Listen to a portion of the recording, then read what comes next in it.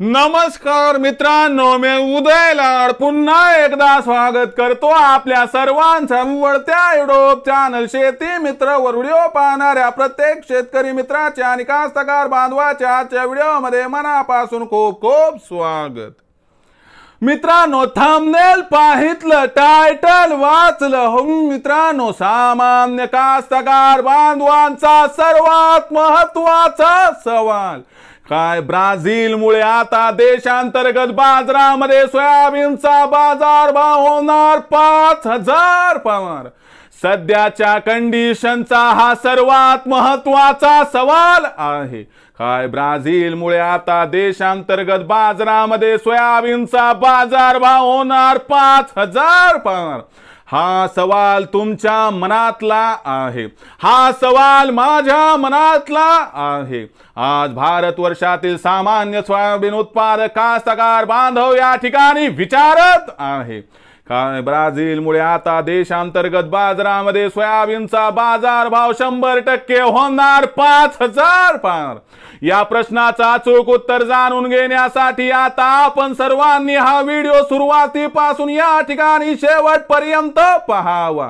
Video शेवटपर्यंत पाहत असताना जर हा व्हिडिओ आपल्या सर्वांना मनापासून आवडला तर जरूर या व्हिडिओला या ठिकाणी एक लाईक करा। जास्तीत जास्त कास्तकार बांधवांपर्यंत हा व्हिडिओ पाठविण्यासाठी या व्हिडिओला या ठिकाणी जरूर शेअर करा।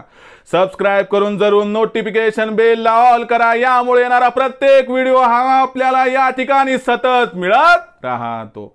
तर बघा मित्रांनो, सामान्य कास्तकार बांधवांचा सर्वात महत्त्वाचा सवाल काय ब्राझील मुळे आता देशांतर्गत बाजारामध्ये सोयाबीनचा बाजारभाव होणार 5000 पार।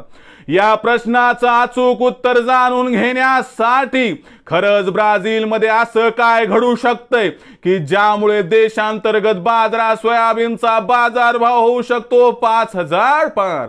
या प्रत्येक प्रश्नाचं उत्तर घेऊया। बघा मित्रांनो, ब्राझीलचा जर विचार केला तर ब्राझील हा जगातील सर्वात मोठा सोयाबीनचा उत्पादक देश आहे। आणि लक्षात घ्या मित्रांनो की ब्राझील मध्ये होणारे जे उत्पादन आहे ते जवळपास 1500 ते 1600 लाख टनांच्या आसपास आहे। जगामध्ये सोयाबीनचं होणारं उत्पादन जवळपास 4000 लाख टनांच्या आसपास।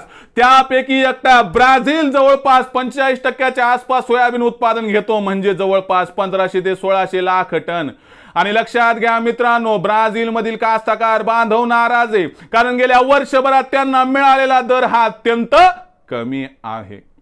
त्यामुळे लक्षात घ्या मित्रांनो, त्यांना मिळालेला दर कमी आहे, त्यामुळे आता ब्राझील मध्ये सोयाबीनची पेरणी सुरू झाली आहे। आणि लक्षात घ्या मित्रांनो, ब्राझील मध्ये जी सोयाबीनची पेरणी सुरू झाली ती सप्टेंबर, ऑक्टोबर, नोव्हेंबर या 90 दिवसात होत असते।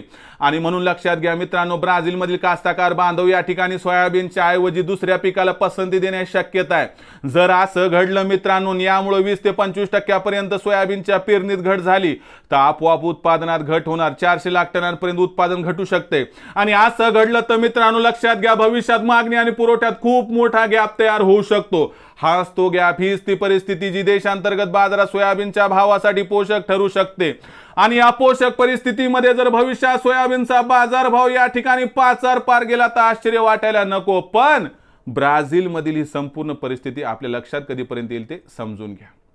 तर लक्षात घ्या मित्रांनो, ब्राझील मधील पेरणी सप्टेंबर, ऑक्टोबर, नोव्हेंबर या 3 महिन्यात होणार आहे। 30 नोव्हेंबर पर्यंत सगळे चित्र स्पष्ट होईल आणि 15 डिसेंबरच्या आसपास आपल्याकडे आकडेवारी त्या ठिकाणी यायला सुरू होईल। आणि त्याचा अर्थ लक्षात घ्या, आकडेवारीमध्ये जर त्या ठिकाणी प्रतिकूल परिस्थिती दिसली, उत्पादनातील घट व पेरणीतील घट जर त्या ठिकाणी आढळून आली तर 100% 15 डिसेंबरच्या नंतर देशांतर्गत बाजारात सोयाबीनच्या बाजारभावात प्रचंड तेजी येऊन जर बाजारभाव 5000 गेला तर अजिबात आश्चर्य वाटायला नको, असं जाणकारांचं इथं स्पष्ट मत आहे।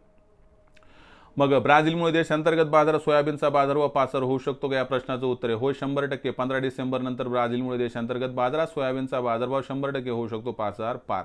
भविष्यात देशांतर्गत बाजारामध्ये काय राहणार सोयाबीनचा बाजारभाव, याबद्दल अधिक वाचूक माहिती प्राप्त करण्यासाठी पाहत राहा आवडते युट्यूब चॅनल शेती मित्र। व्हिडिओ आवडला असेल लाईक करा, कास्तकार बांधवापर्यंत पाठवण्यासाठी शेअर करा, सबस्क्राइब करून जरूर नोटिफिकेशन बेल ला ऑल करा, यामुळे येणारा प्रत्येक व्हिडिओ हा आपल्या सर्वांना या ठिकाणी सतत मिळत राहतो।